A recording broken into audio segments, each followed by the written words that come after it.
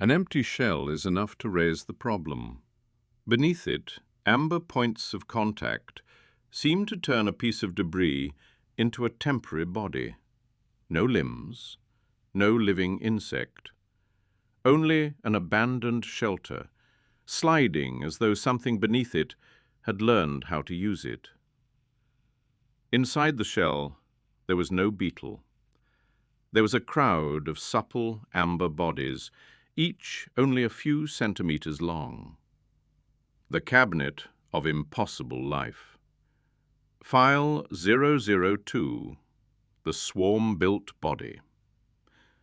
The Myriacords, the colony that changes bodies. In the field, the first mistake would be to look for a whole animal. As the reports accumulate, 3 families emerge: mobile casings, mineral structures, and more complex frameworks. The silhouette changes. The signature does not. The residue carries the same amber color, the same damp smell, the same texture of broken filaments. At first, the object itself is not what matters. What matters is what moved through it. Some traces form anchor points, followed by short slides, as though several tiny forces had pulled from within. On the map, occupied structures cluster in specific zones. Smooth surfaces remain clean. Only porous, damp forms that offer a grip bear signs of passage. The question is no longer simply what animal left these traces. It is how a population learns to choose a shape. In the cabinet, a Myriacord on its own seems almost disappointing. A simple, worm-like amber body. It responds to light and touch. But this body is not incomplete.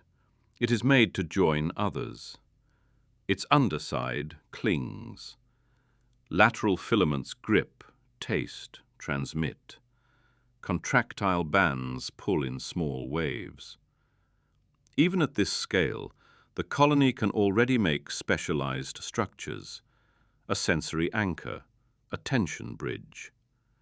With only a few dozen bodies, it can already produce functions. A cable that reads the ground. A mat that holds water. A pad searching for purchase.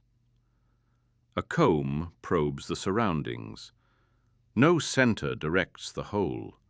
The organs answer one another, and the shape corrects itself as it forms.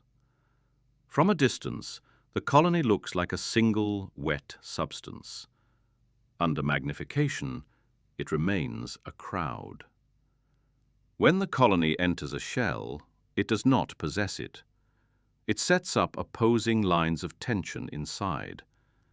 Then the shape is returned. The shell comes to rest. The cords slip back out, and the shelter becomes debris once more.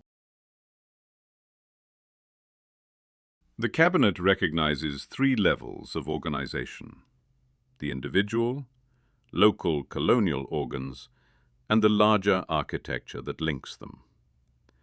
The external support is not part of the body. It must offer internal anchoring points, retain some moisture, and provide a concrete advantage. Every support recovered was already empty, dry, or mineralized. Myriacords exploit available forms, not prey. Without a support, a colony may remain soft and spread out, almost like a sheet. A mobile casing protects it during a short crossing. A mineral tube retains water and becomes a conduit. The tube imposes a different anatomy, conserving moisture, organizing tension, maintaining a continuous layer of gel. The colony does not choose a form like a costume. The support dictates its anatomy. Find a useful hollow, anchor it, act through it, then leave it behind. The process begins with inspection. Filaments enter, test the roughness, search for water. Along the edge, pseudopods advance over the smooth surface, probe, hesitate, then withdraw when they find no purchase. A surface that is too smooth or too dry is simply abandoned. Once anchored, the collective body places the support under tension. A cavity becomes a brace, an edge becomes a grip. These lines of force are never single threads, they are composite bundles. At a larger scale, the same mechanism can move the environment itself. Braided bands, each thick with visible bodies, seize a porous plate and pull it towards a fissure. The movement creates a sheltered passage, a local continuity, a way to cross an abrasive surface without losing the body along the way. Afterwards, the evidence remains legible. Broken fibers, gel, anchor marks, the displaced plate. In damp cavities, Myriacords often live as broad, dark, almost continuous sheets. They follow seepage, biofilms, and dissolved compounds running across the stone. But the seepage shifts. Some sources run dry, others open farther on. When food and moisture fall, the population must reach a new active growth front. In a damp pocket, a large colony can remain a sheet. Through a dry or abrasive passage, that same population must borrow a form. At an intermediate scale, a mineral tube holds enough water to become both reservoir and bridge. At the far end, the colony redistributes. The borrowed forms remain behind: shell, tube, plate, dry mineral fragments. The real vertigo begins when several functions appear to act separately within the same cavity. One tube preserves water. One plate protects the passage. One framework turns tension into leverage. The coordination remains visible in a still image. Tube, plate, and framework serve as local supports linked by amber bundles. A free sheet distributes signals among these forms. Amber bundles connect them.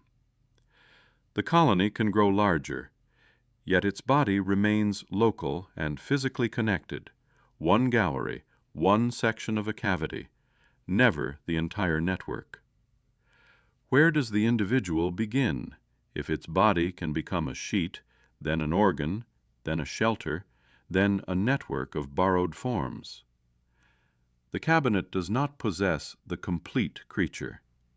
It has one myriacord, empty supports, residue, and evidence. For the myriacords, a body is neither skeleton, armor, nor uniform matter. It is a crowd that becomes an organ whenever the environment offers it a form. We thought we were looking at an empty shape. Perhaps we were only looking at an available one.